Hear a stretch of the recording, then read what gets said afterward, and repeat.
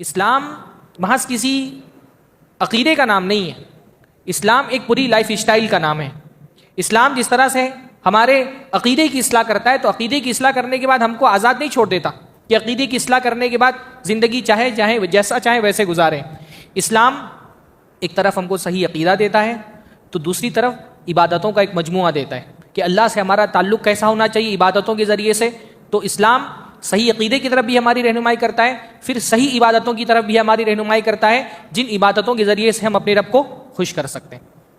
پھر عبادتوں کے ساتھ ساتھ اسلام زندگی گزارنے کا جو طریقہ ہے، زندگی جو مختلف شعبے ہیں، جو انسان کی زندگی کے الگ الگ شعبہ جات ہیں، ان میں بھی شریعت ہماری رہنمائی کرتی ہے۔ روزہ دیکھیے، یہ تو ہم کو تعلیم دیتا ہے، سارے لوگ ایک ساتھ روزہ شروع کریں گے فجر کی اذان ہوتے ہی، کہ ایسے کہ سید صاحب 10 منٹ زیادہ کھا سکتے ہیں، شیخ صاحب اور چودھری 10 منٹ زیادہ کھا لیں اور دوسرے لوگ نہیں کھا سکتے، سارے ایک ساتھ روزہ شروع کرتے ہیں، سارے ایک ساتھ روزہ ختم کرتے ہیں۔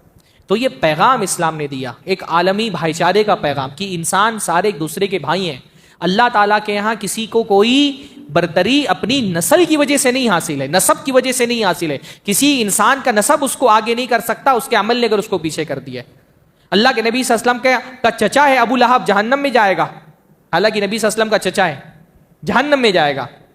اللہ کے نبی صلی اللہ علیہ وسلم کے چچا ہیں ابو طالب، قریش کے اعلیٰ ترین خاندان کے ہیں، جہنم میں جائیں گے، آگ کی جوتیاں پہنائی جائیں گی جس سے ان کا دماغ کھولے گا۔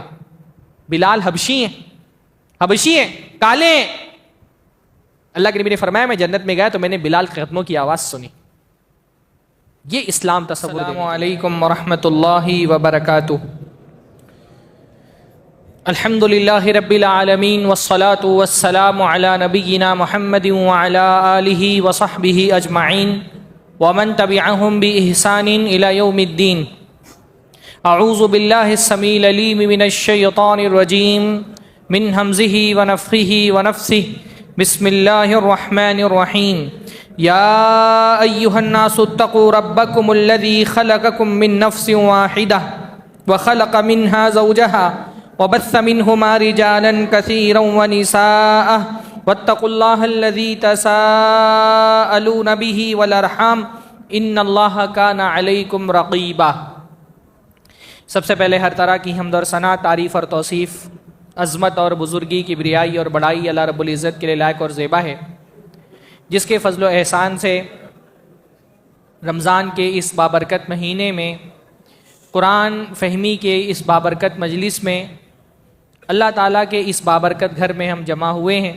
اللہ رب العالمین یہاں ہمارے جمع ہونے کو قبول فرمائے۔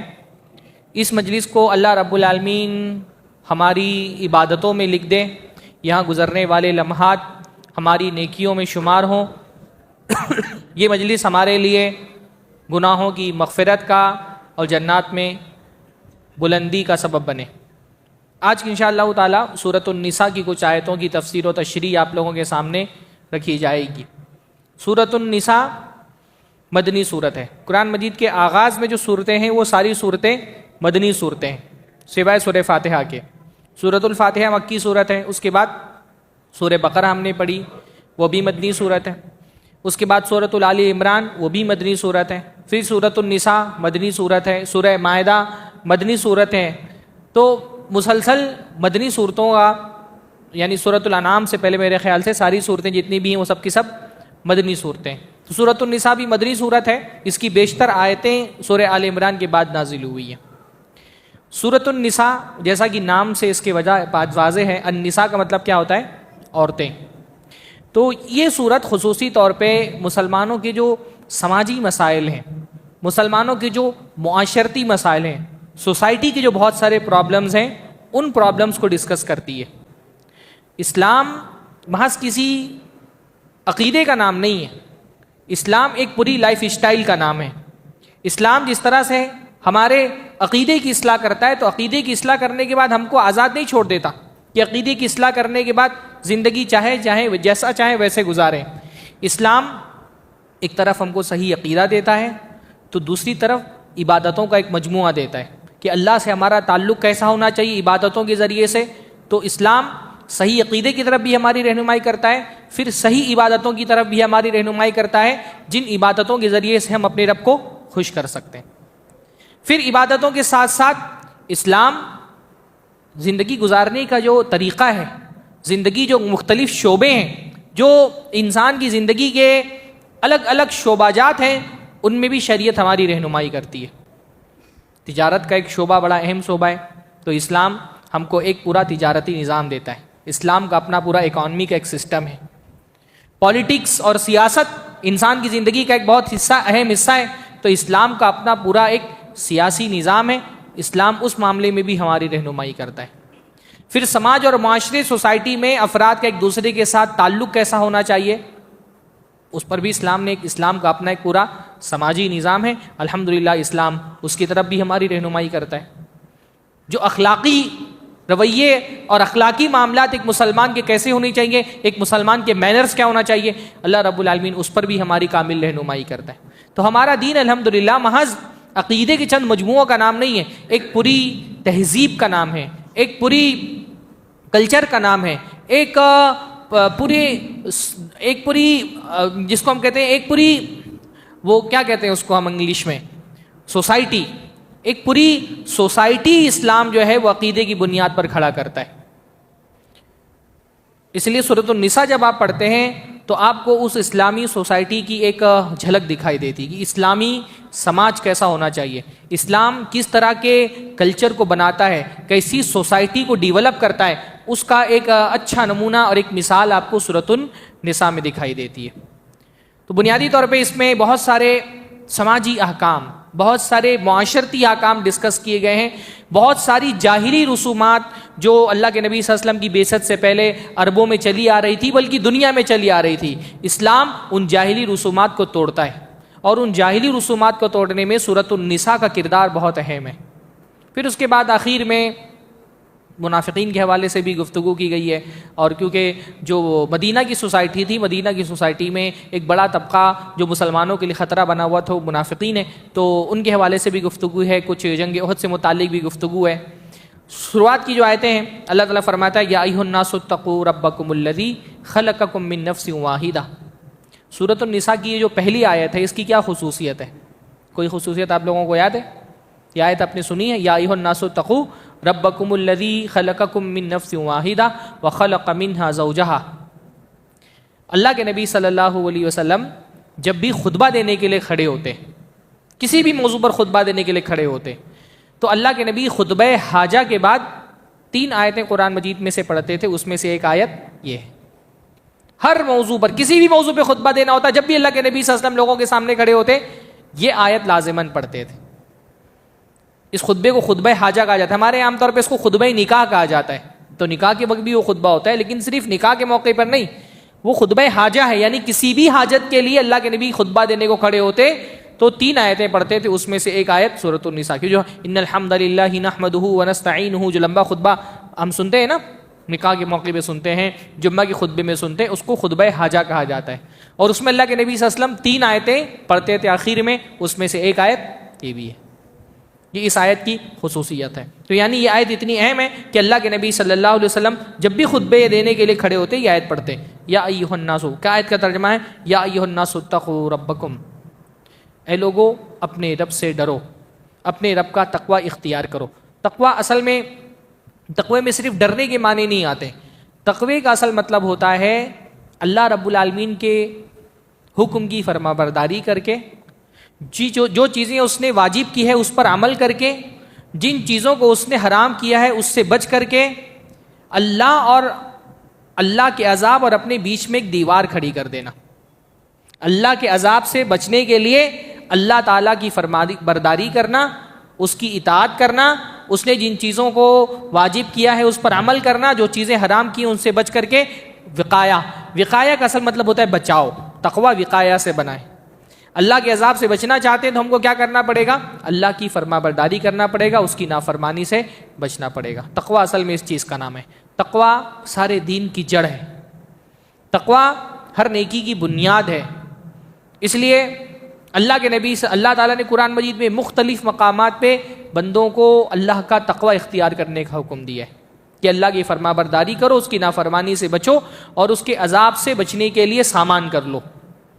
یا الذین آمنوا اتقوا اللہ، قرآن مجید میں بار بار آپ پڑھتے ہیں. اللہ کے نبی صلی اللہ علیہ وسلم بھی تقوی سے متعلق 3 آیتیں پڑھتے تھے جب بھی اللہ کے نبی صلی اللہ علیہ وسلم خطبے کے لیے کھڑے ہوتے تھے. ایک یہ آیت اور یا الذین آمنوا اتقوا اللہ حق تقاتی، دوسری آیت یا الذین آمنوا اتقوا اللہ وقولوا قولا سدیدا. 3 تقوی والی آیتیں پڑھتے تھے.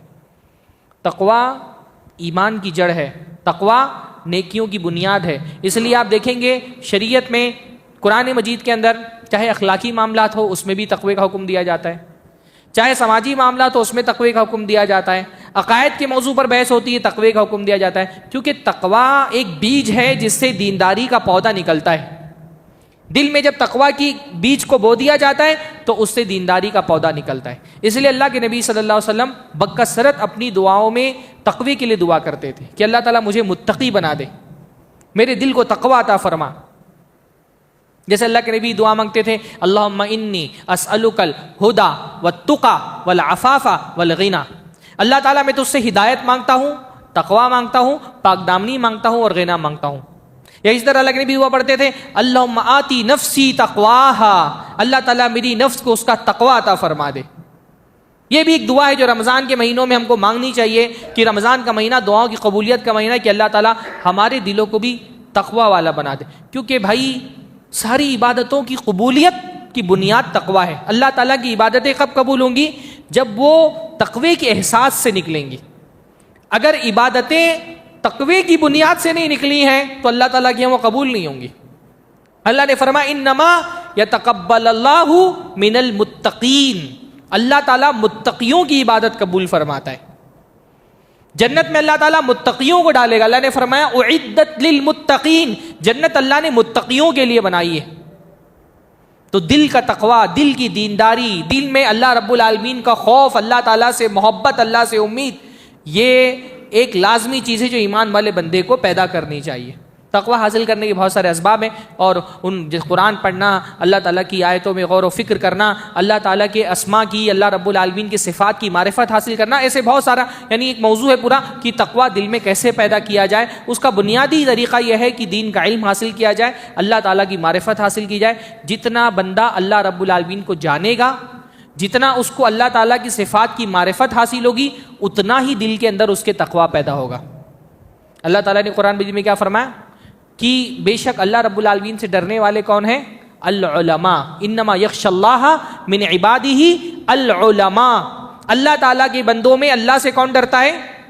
العلماء، علم والے. تو علماء کا مطلب کیا ہے؟ جن کے پاس مدرسے کی سرٹیفکیٹ ہے؟ نہیں. علماء کا مطلب جو اللہ تعالیٰ کو جانتا ہے، جتنا گہرائی سے اللہ کی معرفت حاصل کرتا ہے، اللہ کے دین کا علم حاصل کرتا ہے، اتنا ہی اس کے دل میں اللہ کی خشیت اور تقوی پیدا ہوتی. اس لیے علمی مجلسوں کا فائدہ یہ ہوتا ہے نا، یہاں اللہ تعالیٰ کا ذکر ہوتا ہے، اللہ کی عظمتوں کا بیان ہوتا ہے، اللہ رب العالمین کی تعریف و توصیف ہوتی ہے، تو بندے کے دل میں اللہ کی عظمت بیٹھتی ہے اور اسی عظمت سے تقوی کا پودا نکلتا ہے. جتنا دل میں اللہ تعالیٰ کی عظمت ہوگی اتنا دل میں تقوی مضبوط ہوگا. تو فرمایا یا ایھا الناس اتقوا ربکم، اے لوگو. اچھا دیکھیے یہ خطاب عام ہے.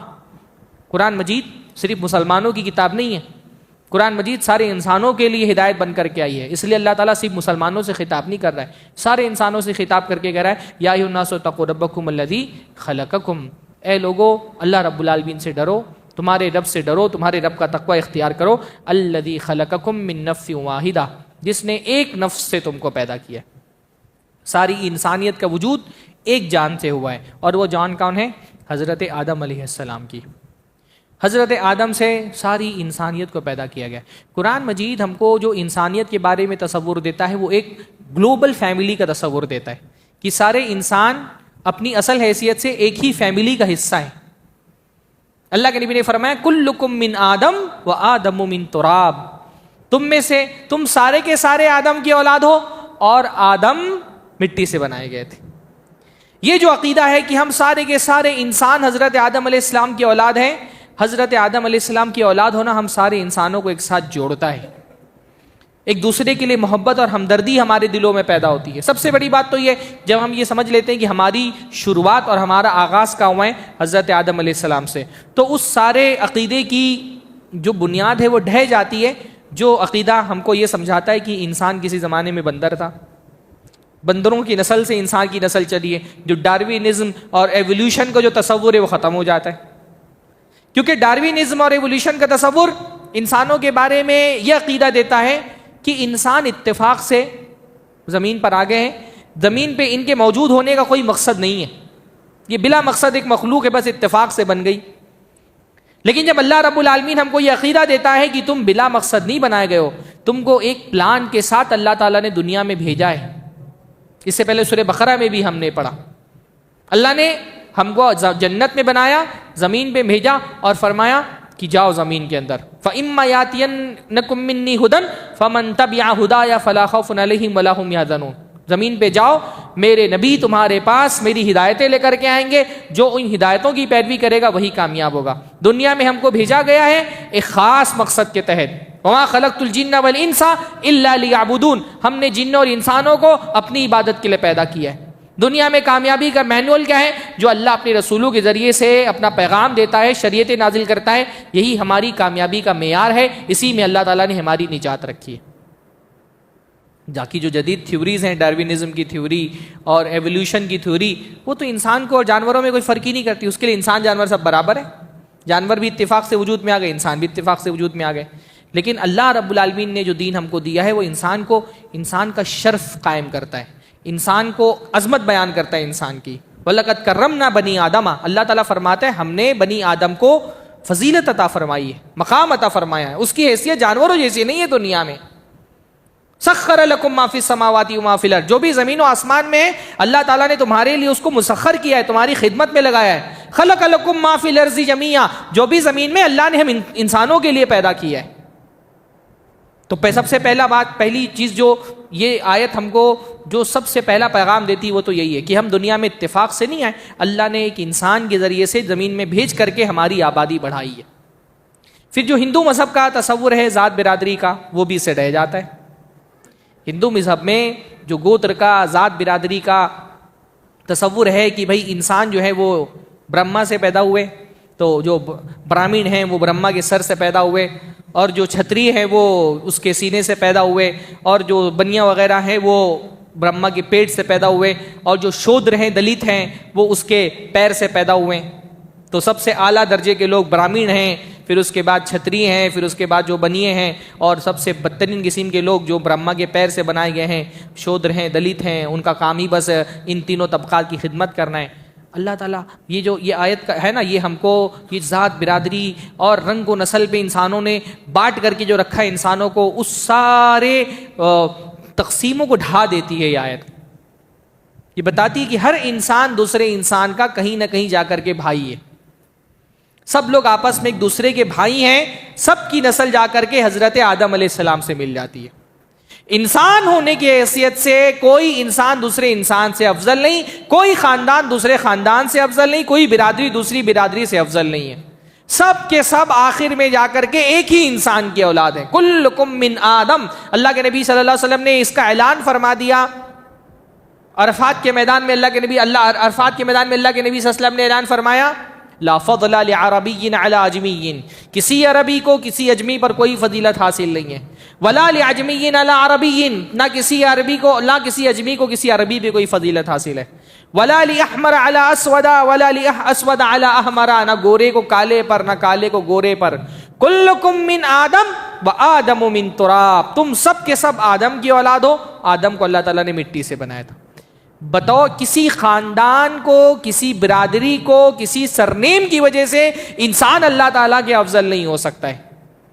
یہ ساری تقسیمات اور یہ ساری جو بٹوارے ہیں مذہب کے نام پر اور وطن کے نام پر, رنگ کے نام پر, نسل کے نام پر, سرنیم کے نام پر, برادری کے نام پر, اسلام اس کو ختم کر دیا اسلام نے. بلکہ اللہ کے نبی صلی اللہ علیہ وسلم دنیا میں اس کو ختم کرنے کے لیے ہی آئے تھے. دین نے ہم کو یہ تصور دیا بھائی سرنیم کی حیثیت ہے, برادروں کی حیثیت ہے, لیکن اس کی حیثیت کیا ہے کہ یہ تمہاری ایک پہچان ہے. فلاں سید ہے, فلاں انصاری ہے, فلاں شیخ ہے, فلاں خان ہے, فلاں پٹھان ہے, یہ بس محض تمہارے پہچان ہے, بس اس سے زیادہ اس کی اور کوئی حیثیت نہیں ہے.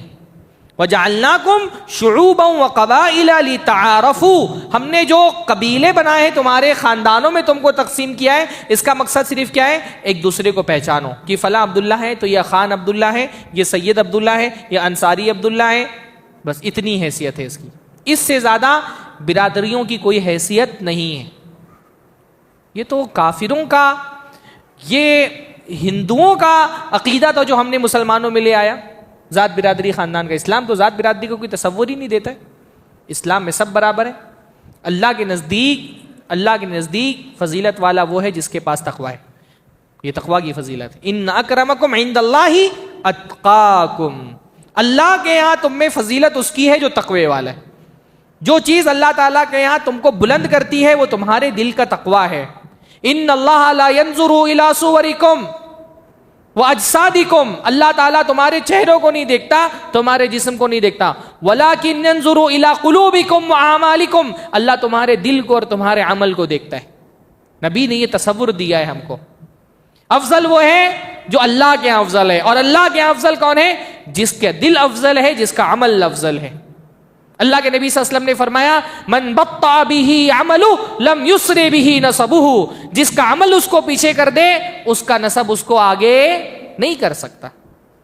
کوئی آدمی اللہ تعالیٰ کے اس لیے افضل نہیں ہو سکتا کہ وہ سید ہے، وہ انصاری ہے، وہ خان ہے، وہ پٹھان ہے، وہ قریشی ہے۔ نسبتیں محض پہچان ہے، بس اس سے زیادہ اور کچھ نہیں ہے۔ دنیا میں بڑے بڑے فسادات انہی خاندانی اور برادری کی نسبتوں کی وجہ سے ہوئے۔ ہر زمانے میں کچھ قوموں نے یہ سمجھا کہ ہم اپنی نسبت اور اپنے خاندان کی وجہ سے افضل ہیں۔ ورلڈ وار 2 ہوئی، جرمنس کو لگا کہ ہم بہت افضل ہیں اور دنیا کو ہماری ماتحتی میں ہونی چاہیے۔ انگلینڈ کے لوگوں کو لگا کہ بھئی ہم سب سے افضل ترین لوگ ہیں اور دنیا ہماری ماتحتی میں آئے۔ یہ ذات اور برادری کی تفریق اس نے ہمیشہ انسانوں کو خون بہایا ہے۔ ہندوستان میں آپ دیکھیں پوری تاریخ ہے دلتوں پر ظلم کی، جو شودر ہیں، نچلے طبقے کے لوگ ہیں، ان پر ظلم کی ایک پوری تاریخ، انتہا کر دی گئی ان پر ظلم کی، انسان نہیں سمجھا گیا اس کو۔ میں نے دیکھا بعض جو ہندو مذہب کے پڑھی لکھی اسکالرز ہیں وہ بڑے فخر سے بولتے ہیں کہ ہندو مذہب کے اندر ہندوستان کی تاریخ میں غلاموں کا جو عام طور پہ دوسری قوموں میں تصور تھا وہ تصور ہندوستان میں نہیں پایا گیا، ہندوستان کی ہسٹری میں۔ یہ بہت جو ہندو اسکالرز ہیں آج کے دور میں یہ بڑے فخر سے کہتے ہیں کہ دوسری قوموں کے ہاں غلاموں کا جو کانسیپٹ تھا وہ ہندوستان میں، آپ پرانے ہندوستان میں وہ نہیں ملے گا آپ کو۔ بھائی غلاموں کا تصور اس لیے ہندوستان میں اس طرح کا نہیں ملتا ہے کیونکہ یہاں کی جو شودر آبادی تھی، دلت آبادی تھی، غلاموں سے بدتر ان کی زندگی کر کے رکھی ہوئی تھی۔ پورے کے پورے خاندانوں کو غلاموں ہی کی حیثیت تھی وہاں پر، بلکہ آج تک یہ صورتحال ہے۔ کتنے ہندوستان کے علاقوں میں دیکھنے میں آئے گا مستقل، یعنی آپ 21ویں صدی میں جی رہے ہیں، اب بھی یہ خبریں آتی ہیں کہ کوئی دلت جو ہے گھوڑے پر بیٹھا تو اس کو قتل کر دیا گیا۔ گھوڑے پر بیٹھنے کی وجہ سے شادی میں بیچارہ گھوڑے پہ بیٹھ گیا تو اس کو قتل کر دیا گیا، کہ گھوڑے پہ بیٹھ کر کے کسی برہمن سے یا کسی چھتری کے گھر کے سامنے سے گزر گیا دلت ہو کر کے۔ ہندوستان نے ذات برادری کے نام پر جو تقسیمیں دیکھی ہیں نا، باقاعدہ کوئی شودر اگر کوئی جوتا پہن لینا تو اس کے پیروں میں کیل ٹھوک دی جاتی تھی کہ تم کو ہمت کیسے ہوئی، جوتے پہننے کی ہمت کیسے ہوئی، جوتا نہیں پہننے دیتے تھے اس کو۔ اسلام اس جہالت کو ختم کرنے کے لیے آیا۔ اللہ کے نبی صلی اللہ علیہ وسلم نے فرمایا کہ یہ گندگی ہے، گندگی، برادری کی بنیاد پر کسی کو حقیر سمجھنا یہ گندگی ہے۔ اللہ کے نبی صلی اللہ علیہ وسلم نے منع فرمایا کہ کوئی کسی کو حقیر نہ سمجھے، ایک مسلمان دوسرے مسلمان کو حقیر نہ سمجھے، اور نہ کوئی اپنے اعلیٰ ہونے کی بنیاد پر فخر کرے کہ میں بہت اعلیٰ ہوں۔ اللہ کے نبی نے فرمایا انا سید ولد آدم ولا فخر، میں آدم کی اولاد کا سردار ہوں پھر بھی مجھے فخر نہیں ہے۔ واللہ دنیا میں اگر کوئی فخر کرنے کے لائق تھا تو اللہ کے نبی صلی اللہ علیہ وسلم فخر کے لائق تھے، کہ اللہ تعالیٰ نے ساری انسانیت میں چن کر کے اللہ کے نبی صلی اللہ علیہ وسلم کو سردار بنایا، سارے انسانوں کا، نبیوں کا امام بنایا، پھر بھی اللہ کے نبی فرما رہے ہیں مجھے کوئی فخر نہیں۔ ہم کو کس بات پہ فخر ہے؟ میں سید ہوں تو مجھے فخر ہے، میں انصاری ہوں تو مجھے فخر ہے، میں خان ہوں، میں چودھری ہوں، میں قریشی ہوں، مجھے بہت فخر ہے۔ بھائی فخر کے لائق اگر کوئی تھا تو اللہ کے نبی صلی اللہ علیہ وسلم تھے، پر اللہ کے نبی نے فرمایا میں آدم کی اولاد ہونے کے کا سردار ہونے کے باوجود بھی فخر نہیں کرتا۔ کوئی بنیاد ہمارے پاس فخر کس کے بعد رہ جاتی ہے؟ اللہ کے نبی صلی اللہ علیہ وسلم کی اس حدیث کے بعد کوئی فخر کی بات رہ جاتی ہے کہ چودھری صاحب فخر کریں، ارے ہم تو چودھری ہیں، ہم تو خان ہیں، ہم تو انصاری ہیں، ہم تو شیخ ہیں، ہم تو سید ہیں۔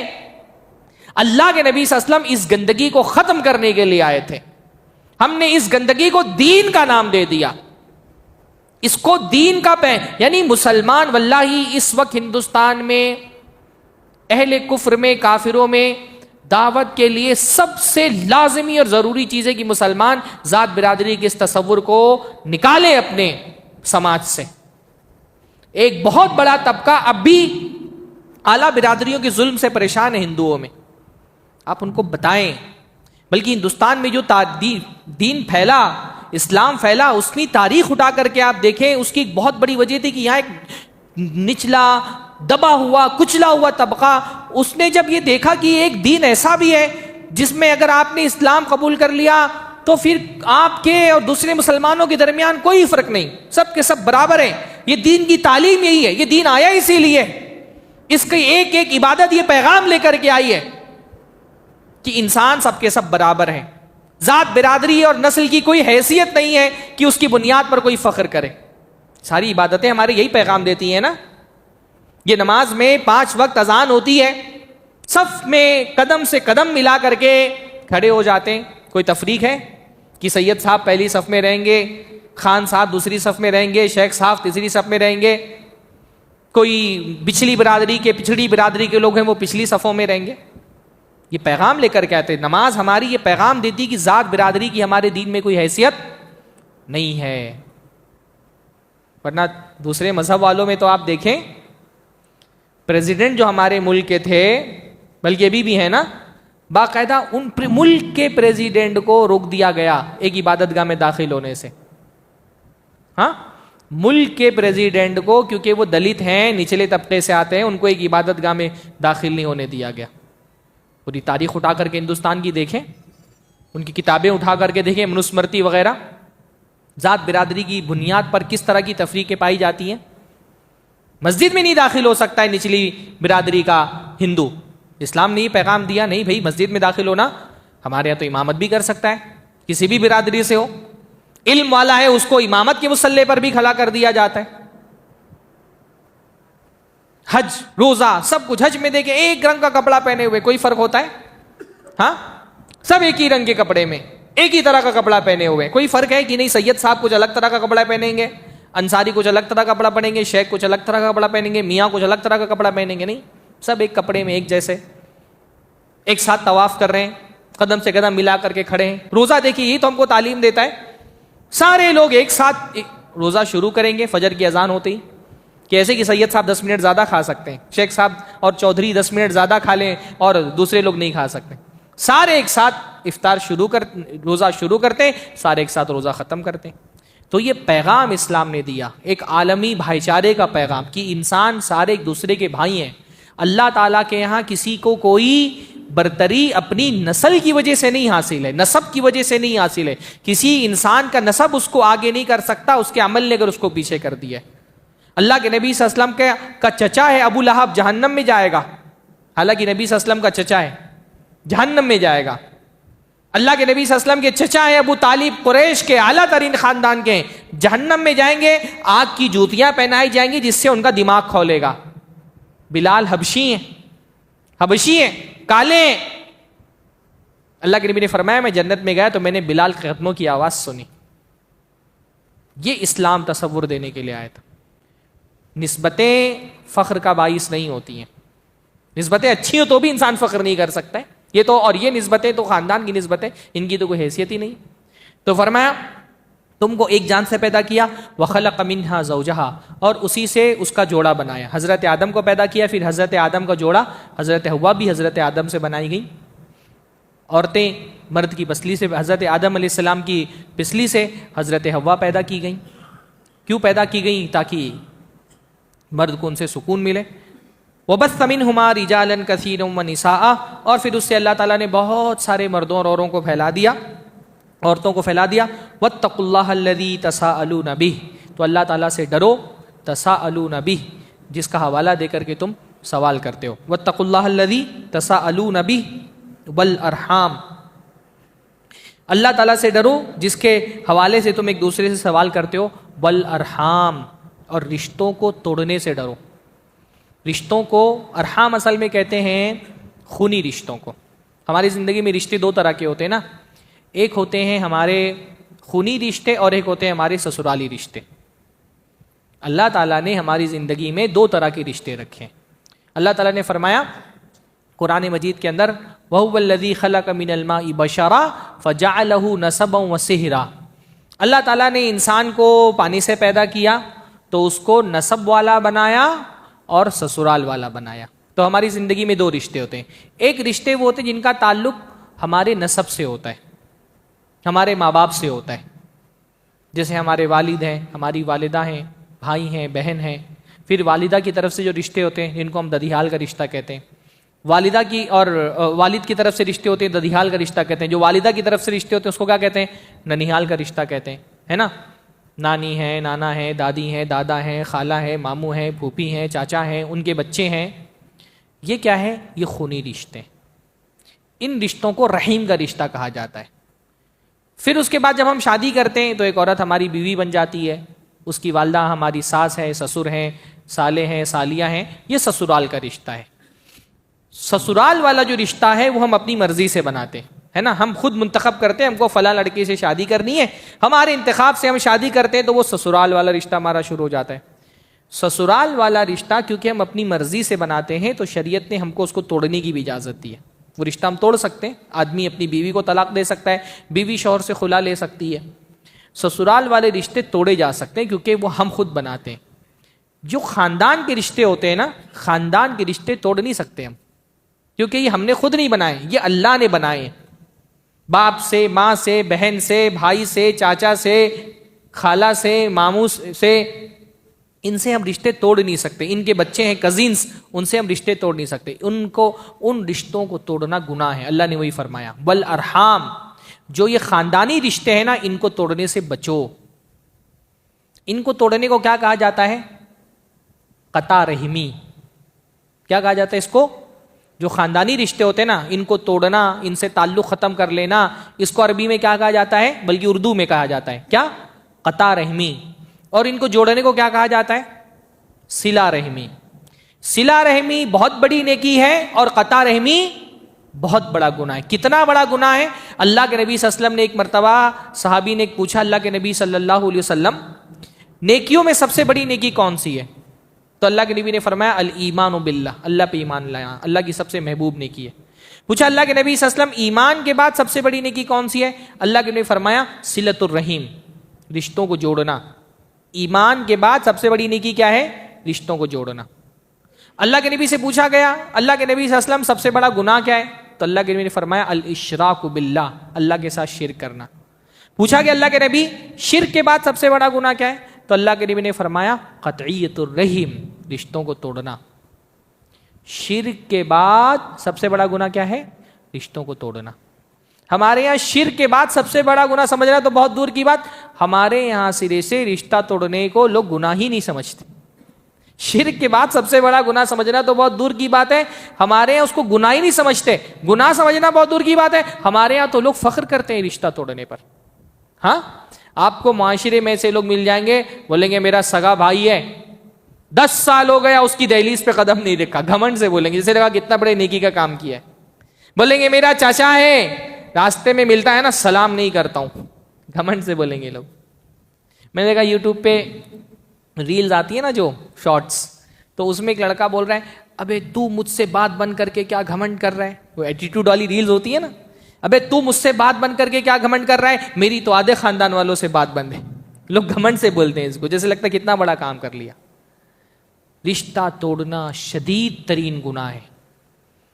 اللہ کے نبی صلی اللہ علیہ وسلم نے فرمایا لا يدخل الجنت قاطع، رشتہ توڑنے والا جنت میں نہیں جائے گا۔ اللہ کے نبی صلی اللہ علیہ وسلم نے فرمایا ہر جمعرات کے دن، آج جمعرات کا دن ہے نا، ہر جمعرات کے دن اور جمعہ کی رات میں اللہ رب العالمین کے یہاں بندے کے اعمال پیش کیے جاتے ہیں، فلا يقبل عمل قاطع، تو جس نے کسی سے رشتہ توڑا ہوتا ہے اس کا عمل اللہ تعالیٰ کے یہاں قبول نہیں ہوتا۔ آپ قیام کر رہے ہیں، آپ روزہ رکھ رہے ہیں، آپ تلاوتیں کر رہے ہیں، آپ صدقات و خیرات کر رہے ہیں، آپ اذکار کر رہے ہیں، آپ کا عمل اس کی ایک فائل بنتی ہے، فائل اللہ کے حضور میں پیش ہوتی ہے، اگر کسی رشتہ دار سے تعلق توڑ کر کے رکھا ہے وہ فائل ریجیکٹ کر دی جاتی ہے۔ اللہ تعالیٰ ہم کو اپنی اصلاح کرنے کی توفیق نصیب فرمائے۔ تو رشتہ توڑنے سے منع فرمایا۔ ان اللہ کان علیکم رقیبا، بے شک اللہ رب العالمین تم پر نگہباں ہے۔ پھر اس کے بعد اللہ کے نبی صلی اللہ علیہ وسلم کے معاشرے میں دو طبقے بہت دبے کچلے ہوئے تھے، مظلوم تھے، کیونکہ وہ کمزور تھے۔ تو اسلام جب آیا تو کمزوروں کے لیے رحمت بن کر کے آیا۔ بھئی طاقتور کا مسئلہ یہ ہوتا ہے، طاقتور تو اپنا حق حاصل کر ہی لیتا ہے۔ معاشرے میں مسئلہ کن کے لیے ہوتا ہے؟ کمزوروں کے لیے۔ طاقتور اپنا بھی حق لے لیتا ہے، دوسروں کا بھی حق لے لیتا ہے۔ کمزور بیچارہ اپنے حق کی حفاظت نہیں کر پاتا۔ اسلام کمزوروں کی مدد کرنے کے لیے آیا، کمزوروں کے لیے رحمت بن کر کے آیا۔ اور دو طبقے اللہ کے نبی صلی اللہ علیہ وسلم کے دور میں عرب معاشرے میں بہت کمزور تھے، ایک یتیم اور ایک عورتیں۔ یتیم کا مسئلہ یہ ہوتا تھا کیونکہ وہ سوسائٹی اور کلچر جو تھا وہ ٹرائبل کلچر تھا۔ اس ٹرائبل کلچر میں جو کسی کے آدمی کی موت ہو جاتی تھی نا، تو اس آدمی کی جو وراثت بچوں کے ہاتھ میں آتی تھی، وہ وراثت اس کے گارجینز لے لیتے تھے، بچوں کو نہیں ملتا تھا۔ یتیموں کا مال لوگ کھا جاتے تھے، سوسائٹی ایسی تھی وہ۔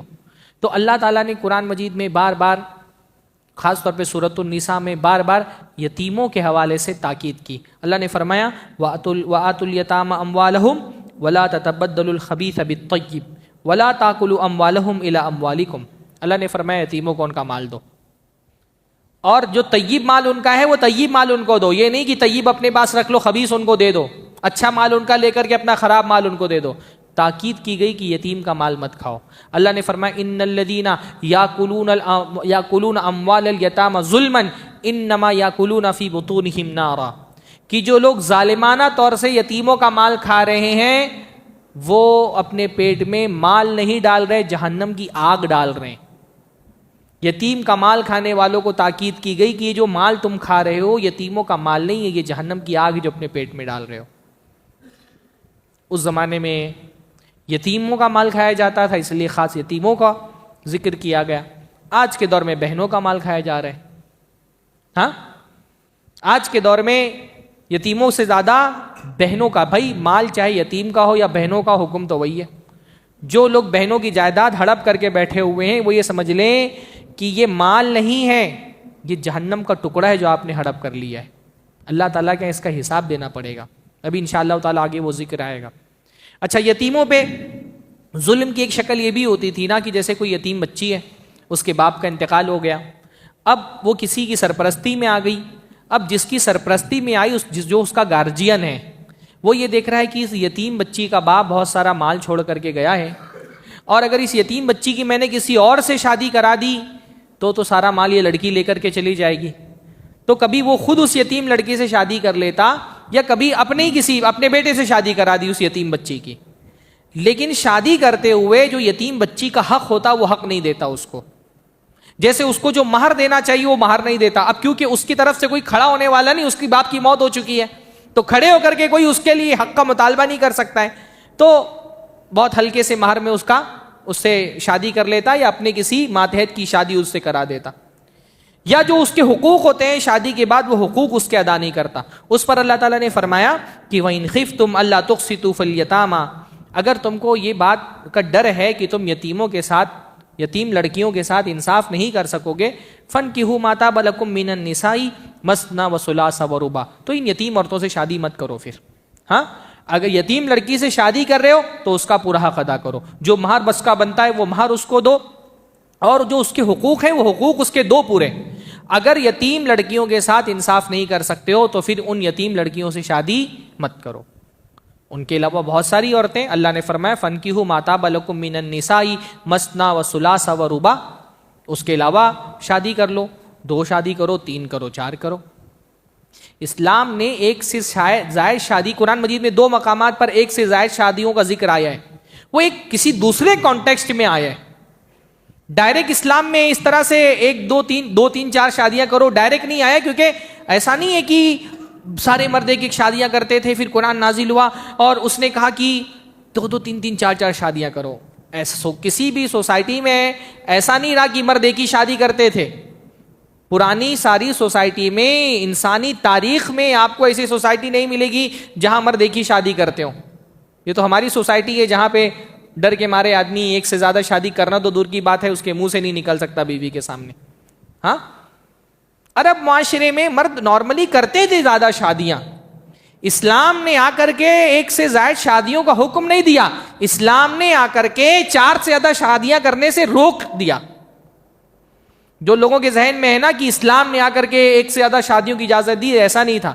اللہ کے نبی کے زمانے میں لوگ کثرت سے شادیاں کرتے تھے. آپ کو صحابہ میں مشکل سے 1-2 صحابی ملیں گے جن کی ایک بیوی ہو، بہت مشکل سے. آپ کو صحابہ میں بہت مشکل سے کوئی 1-2 صحابی ملیں گے جنہوں نے ایک ہی شادی کی ہو، ایک ہی بیوی ہو ان کی. تو عربوں میں رواج یہ تھا کہ کثرت سے لوگ شادی کرتے تھے. اسلام نے آ کر کے لوگوں سے نہیں کہا زیادہ شادیاں کرو، اسلام نے تو آ کر کے پابندی لگا دی. اللہ نے فرمایا فَانْكِحُوا مَا طَابَ لَكُم مِّنَ النِّسَاءِ مَثْنَىٰ وَثُلَاثَ وَرُبَاعَ. جو عورتیں تم کو پسند ہیں ان سے شادیاں کرو، 2 کرو، 3 کرو، 4 کرو. فَإِنْ خِفْتُمْ أَلَّا تَعْدِلُوا فَوَاحِدَةً. لیکن اگر ڈر ہے کہ عدل نہیں کر سکو گے تو ایک پر اکتفا کرو.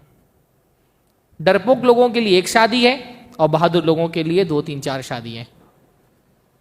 اصل یہی ہے، اس لیے علماء نے کہا ہے نا، اصل یہی ہے کہ انسان ایک سے زیادہ شادیاں کرے. کیونکہ اللہ تعالیٰ نے پہلے کہا 2 کرو، 3 کرو، 4 کرو. اصل حکم یہ دیا. صرف ان لوگوں کے لیے اجازت دے دی کہ جو ڈرتے ہیں وہ کہ عدل نہیں کر سکیں گے، انصاف ان سے نہیں ہو سکے گا. عدل نہیں کرنے کا مطلب ایسا تو نہیں کریں گے، مطلب عدل کا مطلب یہ نہیں ہے کہ ایک دم باریکی سے بالکل دونوں میں ایک دم سیم کہیں کوئی کمی نہیں ہونی چاہیے. عدل کا مطلب یہ ہے، اللہ تعالیٰ نے خود قرآن مجید میں فرمایا، عدل کا مطلب یہ ہے کہ ایک کی طرف اتنے مائل نہ ہو جاؤ کہ دوسری کو بالکل لٹکا ہوا چھوڑ دو. ہاں، ان تذروها کالمعلقہ. اگر یہ ڈر ہے کہ نہیں ایک کی طرف دل ایسا مائل ہو جائے گا کہ دوسری بالکل چھوٹ جائے گی، تو ایسی صورت میں پھر ایک ہی کرو. تو اللہ نے فرمایا فَانْكِحُوا مَا طَابَ لَكُم. اچھا، بہت سارے لوگ یہ بولتے ہیں نا ایک سے زیادہ شادیاں کرو تو لوگ بولتے ہیں کہ بھائی پہلی بیوی میں کیا خرابی تھی کہ آپ نے دوسری کر لی. قرآن مجید یہ تھوڑی کہہ رہا ہے کہ پہلی بیوی میں کوئی خرابی ہو تو دوسری کرو. قرآن مجید کیا کہہ رہا ہے؟ ما طاب لکم من النساء. جو عورتیں تم کو پسند ہیں ان سے شادیاں کرو، 2 3 4. یہ نہیں کہہ رہا ہے کہ ایک اگر پسند نہیں ہے تو دوسری کرو، ایک میں اگر کوئی خرابی ہے تو دوسری کرو. یہ عجیب سا سوال ہے. کوئی آدمی دوسری شادی کرتا ہے، پہلا سوال لوگ ہی کرتے ہیں پہلی والی میں کیا خرابی تھی. کہ اللہ تعالیٰ نے کہا کہ پہلی والی میں کوئی خرابی ہو تو دوسری کرو؟ یہ تو ہندوؤں والا سوال ہے. ہندو اگر یہ سوال کرے تو سمجھ میں آتا ہے کہ پہلی میں کیا خرابی تھی کہ دوسری کر لی. مسلمان یہ سوال کر رہا ہے کہ پہلی میں کیا پرابلم تھا کہ دوسری کر لی. اللہ تعالیٰ یہ تھوڑی کہہ رہا ہے کہ پہلی میں کوئی پرابلم ہوگا تبھی تم دوسری کر سکتے ہو. پہلی پسند ہے پھر بھی تم کو دوسری کوئی پسند آ گئی دوسری سے بھی کر لو. کہ اللہ کے نبی صلی اللہ علیہ وسلم کو حضرت عائشہ نہیں پسند تھی، لیکن اللہ کے نبی صلی اللہ علیہ وسلم نے حضرت عائشہ کے بعد بھی شادیاں کی نا. تو زیادہ شادیاں کرنے کے لیے اللہ نے شرط نہیں لگائی کہ پہلی ناپسند ہو تبھی 2 3 4 کر سکتے ہیں. عمومی شریعت نے اجازت دی ہے، شریعت کا یہ حکم ہے. خاص طور پہ میں خواتین سے یہ کہوں گا، بھائی ٹھیک ہے عورتوں کو تکلیف ہوتی ہے شوہر کی ایک سے زائد شادیوں پر، اور یہ تکلیف فطری ہے. شریعت یہ نہیں کہتی ہے کہ تم کو اپنے شوہر کی شادی پر تکلیف بھی نہیں ہونی چاہیے، یہ تو ناممکن بات ہے. یہ تو ازواج مطہرات کو بھی تکلیف ہوتی تھی. لیکن شریعت کے حکم کو ناپسند نہیں کریں. شریعت کے حکم کو ناپسند کرنا، یہ سوچنا کہ شریعت نے غلط حکم دیا ہے، یہ حکم نہیں ہونا چاہیے تھا، یہ فیصلہ غلط ہے، یہ سسٹم غلط ہے، یہ نظام غلط ہے، یہ کفر ہے.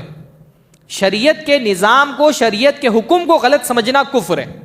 آپ اپنے شوہر کو منائیے، شریعت اجازت دیتی ہے. آپ کا شوہر اگر ایک سے زیادہ شادیوں کی خواہش رکھ رہا ہے اس کو کنونس کر سکتی ہیں آپ، لیکن یہ نہیں کہہ سکتی کہ یہ حکم غلط ہے، یہ طریقہ غلط ہے، یہ نظام غلط ہے. جو نظام اللہ تعالیٰ نے نازل کیا ہے اس کو ناپسند کرنا کفر ہے. بندے کے اعمال ضائع اور برباد ہو جائیں گے. ہمارے یہاں مسئلہ یہ ہے کہ ہم کیونکہ ایک ہندوانہ معاشرے میں رہتے ہیں، اس ہندوانہ تہذیب اور معاشرے میں کیونکہ ہندو نہیں کرتے تو مسلمانوں کے ذہن میں بھی وہ ہندوؤں والے خیالات آ گئے. آپ دیکھیں ہمارے معاشرے میں اگر میرے پاس ایک فلیٹ ہے، میں ایک فلیٹ اور خریدنے جا رہا ہوں، ایک بنگلہ اور خرید لوں، تو کوئی نہیں بولتا ہے نا کہ اس بنگلے میں کیا خرابی تھی کہ ایک بنگلہ اور خریدنے جا رہے ہو. ایک کار میرے پاس ہے، میں ایک کار اور خرید لوں، کوئی نہیں پوچھے گا کہ یہ کار میں کیا خرابی تھی ایک کار اور خرید رہے ہو. 1 کروڑ میرے پاس بینک بیلنس ہے، پھر میں 1 کروڑ اور کما رہا ہوں، تو کوئی بولتا نہیں ہے کہ 1 کروڑ ہے نا بینک بیلنس، پھر اور پیسہ کمانے کی کیا ضرورت ہے. اور شادی کا جیسے ہی بندہ ارادہ کرتا ہے فوراً سب سوال کرتے ہیں کہ ایک بیوی ہے تو اور ایک شادی کی کیا ضرورت ہے.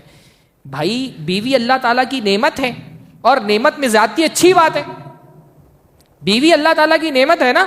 اللہ تعالیٰ نے فرمایا دنیا کلھا متاع وخیر متاع الدنیا المرأۃ الصالحہ. دنیا ساری کی ساری فائدہ اٹھانے کی چیز ہے, اور سب سے بہترین چیز جو فائدہ اٹھانے کی ہے وہ نیک بیوی.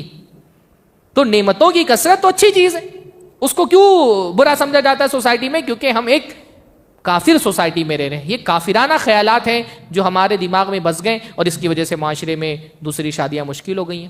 جو دو چار لوگ کرتے بھی ہیں وہ اتنی بری مثال معاشرے کے اندر قائم کرتے ہیں, کبھی پہلی بیوی کے ساتھ برا سلوک کر کے, کبھی دوسری بیوی کے ساتھ برا سلوک کر کے, کہ وہ ایک غلط مثال معاشرے کے لیے بن جاتے ہیں.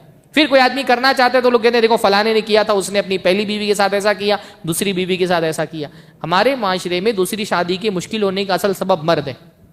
انصاف نہیں کرتے, یہ بری مثال قائم کرتے ہیں, یہ غلط آئیڈیل لوگوں کے لیے ایک غلط نمونہ بنتے ہیں, اور اس کے پیچھے پھر دوسرے مرد جو بیچارے اچھے طریقے سے کرنا چاہتے ہیں ان کے لیے بھی مشکل ہو جاتی. تو اللہ تعالیٰ نے اجازت دی, فرمایا کہ 2 3 4 شادیاں کرو, اور اگر خوف ہے عدل نہیں کر سکو گے تو ایک پر اکتفا کرو. اس کے بعد اللہ تعالیٰ نے فرمایا وَآتُوا النِّسَاءَ صَدُقَاتِهِنَّ نِحْلًا, کہ عورتوں کا جو مہر ہے وہ خوش دلی سے ان کو دو. اللہ کے نبی صلی اللہ علیہ وسلم کے زمانے میں عورتوں کو اچھا مہر دیا جاتا تھا. ہاں, عورتوں کو ہمارے یہاں میں دیکھتا ہوں بہت ساری جگہوں پر 10 لاکھ روپیہ شادی پہ خرچہ کر دیا, اور نکاح پڑھانے کے لیے جاؤ مہر کتنا ہے 5,000 روپیہ, 786 روپیہ, 551 روپیہ, ایسے بھی مہر پہ میں نے شادیاں کرائی ہیں.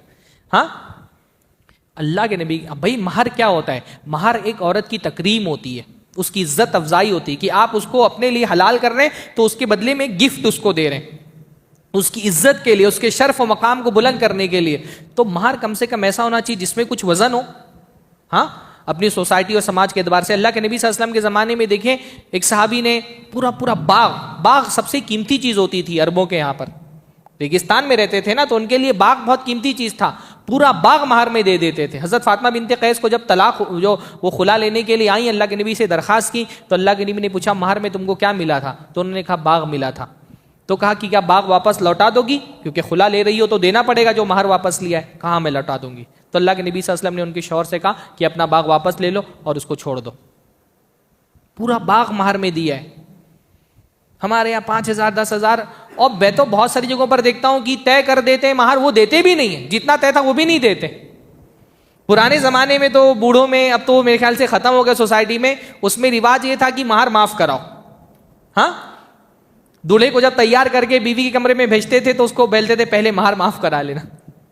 ہاں, وہ رواج ہی یہ تھا کہ مہر معافی کرانا ہے. بلکہ جب جنازہ اٹھتا تھا تو بیوی کو بولتے تھے ارے مہر معاف کر دو. ابھی ہوتا ہے آپ کے یہاں پہ؟ ہاں, مہر معاف کرنے والی چیز تھوڑی ہے, مہر طے کی جاتی ہے تاکہ وہ دیا جائے. اللہ کے نبی نے فرمایا کوئی آدمی اگر کسی عورت سے نکاح کرے, مہر طے کرتے ہوئے اگر اس کے ذہن میں تھا کہ میں مہر نہیں دوں گا, اللہ کے نبی فرمایا قیامت کے دن اس کا حشر زانیوں کے ساتھ ہوگا, زانیوں کے ساتھ اٹھایا جائے گا. وہ نکاح میں اور زنا میں یہ فرق ہے کہ نکاح میں مہر ہوتی, زنا میں مہر نہیں ہوتی ہے, نکاح میں مہر ہوتی ہے. اللہ کے نبی فرمایا زانیوں کے ساتھ اٹھایا جائے گا قیامت کے دن وہ. تو کچھ جگہوں پر میں دیکھتا ہوں کہ بہت ہلکی سی مہر, کچھ جگہوں پر اچھی مہر طے کرتے دیتے نہیں. میں یو پی کے بعض علاقوں میں نے دیکھا کہ ماشاءاللہ اچھی مہر طے کر رہے ہیں, 10 تولہ سونا. تو مجھے بہت تعجب ہوا کہ بھائی اتنا مہر. تو صاحب سے میں نے پوچھا اتنا مہر ماشاءاللہ, یہ تو میں نے کہیں ہندوستان میں نہیں دیکھا کہ 10 تولہ سونا دے رہے ہیں. کہا رہے مولانا دیتا کون ہے, وہ تو اس لیے طے کر دیتے ہیں تاکہ طلاق نہ دیں, کہ طلاق دینے کا سوچے گا, مطلب لوگ سمجھتے ہیں کہ طلاق دیں گے تب مہر دینا پڑے. تو بولتے مولانا دیتا کون ہے, وہ تو اس لیے طے کر دیتے تاکہ اس کے دماغ میں کہیں طلاق کا خیال نہ ہے. کیا عجیب سا ہے بھائی, مہر طے کی جاتی ہے دینے کے لیے. اگر کسی عورت کا مہر طے تھا, شوہر نے وہ مہر نہیں دیا, اس کے شوہر کی وفات ہو گئی ہے, تو اس عورت کا قرضہ ہے اس کے اوپر, اور قرضے کی حالت میں مرنا بہت خطرناک چیز ہے. اللہ کے نبی صلی اللہ علیہ وسلم اس آدمی کی جنازے کی نماز نہیں پڑھاتے تھے جس کے اوپر قرضہ ہو. اللہ کے نبی فرمایا یغفر لشہید ان کل ذنب الا الدین, شہید کا ہر گناہ معاف ہو جائے گا, اس کا قرضہ معاف نہیں ہوگا. شہید کا قرضہ معاف نہیں ہوتا ہے.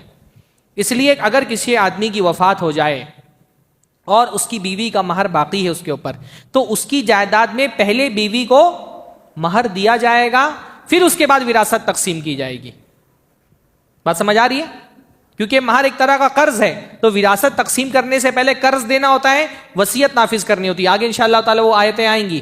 تو پہلے اس کو قرضہ دیا، قرضے کی صورت میں اس کی بیوی کا مہر اس کو الگ سے دیا جائے گا. پھر وراثت میں جو اس کا حصہ بن رہا ہے وہ اس کو الگ سے دیا جائے گا. وراثت کا حصہ تو اس کو ملے گا، لیکن اس کا جو مہر تھا وہ ایکسٹرا اس کو دیا جائے گا.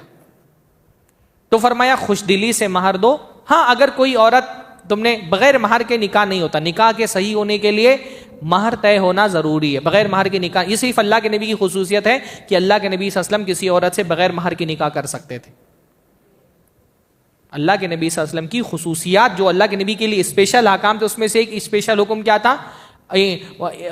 وہبت نفسہا للنبی. اللہ نے فرمایا کہ اگر کوئی عورت اپنے آپ کو ہبا کر رہی ہے نبی کے لیے کہ بغیر مہر کے آپ مجھ سے نکاح کر لیں، اللہ کے نبی کو اجازت تھی کہ آپ بغیر مہر کے نکاح کر سکتے ہیں، ورنہ کوئی مسلمان بغیر مہر کے نکاح نہیں کر سکتا. اور مہر میں اصل یہ ہے کہ مال ہو. دیکھیے اللہ کے نبی صلی اللہ علیہ وسلم کا وہ قصہ بہت مشہور ہے کہ ایک صحابی اللہ کے نبی صلی اللہ علیہ وسلم کے پاس کوئی عورت آئی، کہا اللہ کے نبی میں اپنے آپ کو ہبا کرتی ہوں آپ کے لیے. اللہ کے نبی نے دیکھا پسند نہیں آئی، نظریں جھکا دی. دوسرے صحابی نے کہا اللہ کے نبی میرا نکاح کرا دیجئے. تو اللہ کے نبی نے ان سے پہلے کہا مہر لے کر کے آؤ.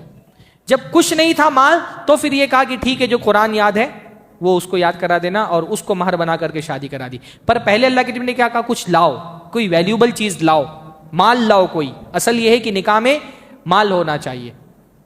تو ایک عورت کو مہر کے بغیر نکاح نہیں ہو سکتا ہے. البتہ اگر عورت اپنی مرضی سے اپنے مہر کا کچھ حصہ دے دے یا معاف کر دے، کیونکہ مہر بہت زیادہ پہلے ہوتا تھا، تو اگر عورت شوہر پہ رحم کھا کر کے تھوڑا بہت اپنی طرف سے معاف کر دے تو وہ معاف کر سکتی ہے.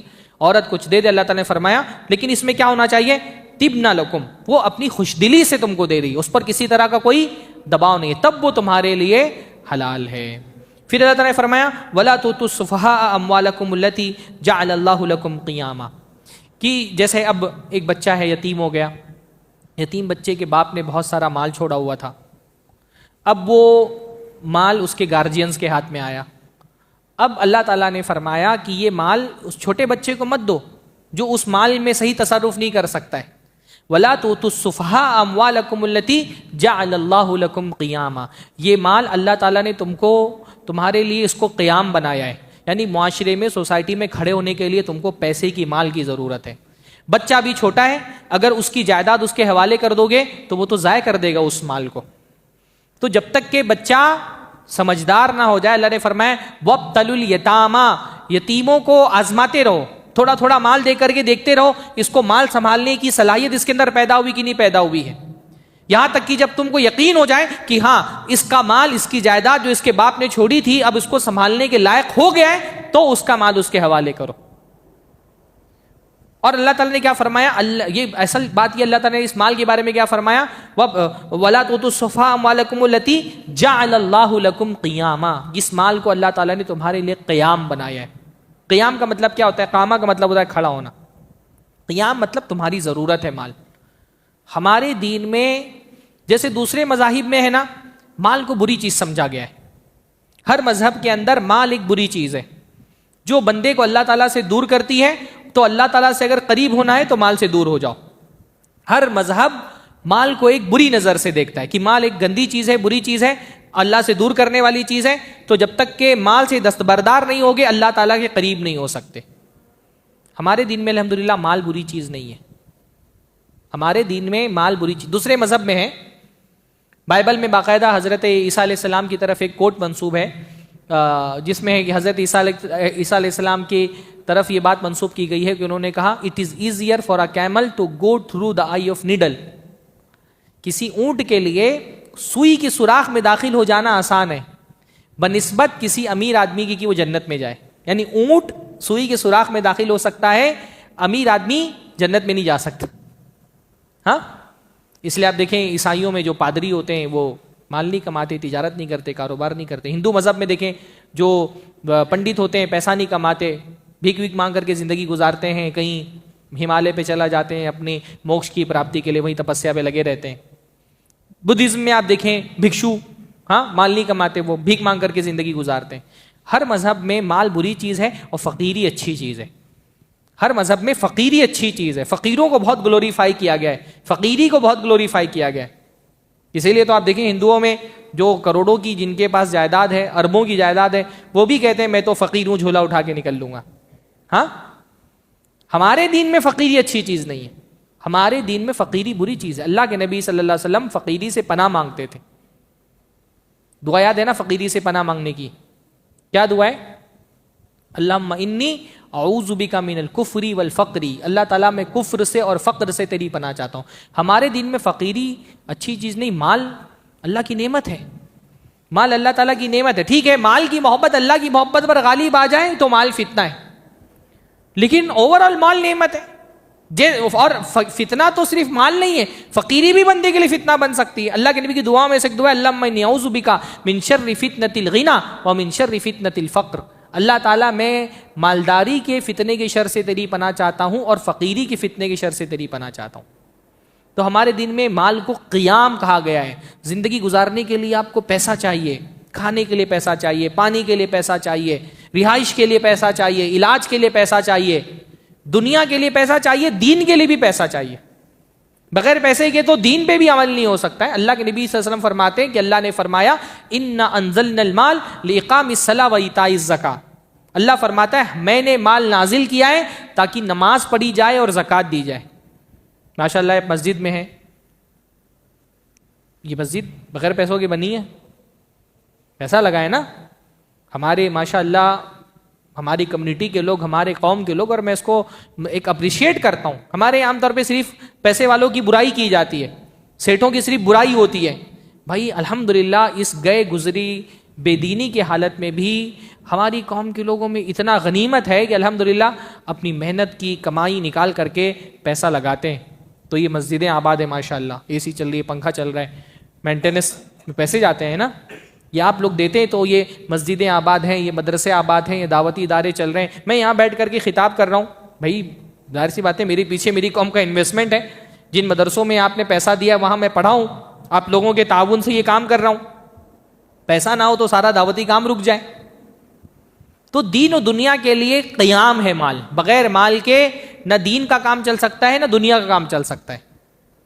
اللہ تعالیٰ نے فرمایا ولا اس لیے ہمارے دین میں مال اتنا ہے. میں اللہ کے نبی فرمایا من قتل دون مالہ فہو شہید. جو اپنے مال کی حفاظت میں مارا جائے وہ شہید ہے اللہ تعالیٰ کے یہاں. پھر اللہ رب العالمین نے جو ہے وہ آگے کی کچھ آیتوں میں وراثت کے احکام بیان کیے ہیں، اور یہ بہت اہم ترین احکام ہیں. آج کا وقت میرا ختم ہو گیا ہے، تو انشاءاللہ تعالیٰ کل کے درس میں وراثت سے متعلق جو آیتیں ہیں ان کو ہم انشاءاللہ تعالیٰ تفصیل سے پڑھیں گے. بلکہ انشاءاللہ تعالیٰ ایک چیز یہ بھی ہوگی انشاءاللہ تعالیٰ کہ میں کل کے درس میں خصوصی طور پہ آخر کے 10-15 منٹ سوال و جواب کے لیے بھی رکھوں گا کہ وراثت کے موضوع سے متعلق کوئی سوال جواب ہو، کیونکہ عام طور پہ ہمارے یہاں وراثت کے حوالے سے لوگوں کو بیسک چیزوں کا بھی علم نہیں ہوتا ہے. تو یہ جو وراثت سے متعلق آیتیں ہیں، اور یہ بہت اہم ترین آیتیں، اور یہ صرف سورۃ النساء ہی میں وراثت سے متعلق آیتیں آپ کو صرف اسی صورت میں ملیں گی. تو انشاءاللہ تعالیٰ کل کے درس میں ہم وراثت کی ان آیات کو مطالعہ کریں گے گہرائی کے ساتھ، اور ان کو سمجھنے کی کوشش کریں گے. اللہ تعالیٰ سے دعا ہے اللہ تعالیٰ ہم سب کو دین کا صحیح فہم عطا فرمائے. اللہ رب العالمین زندہ رکھے تو ایمان اسلام پر زندہ رکھے، خاتمہ ہو تو زبان سے نکلنے والے کلمہ توحید کا کلمہ ہو. وآخر دعوانا الحمد للہ رب العالمین.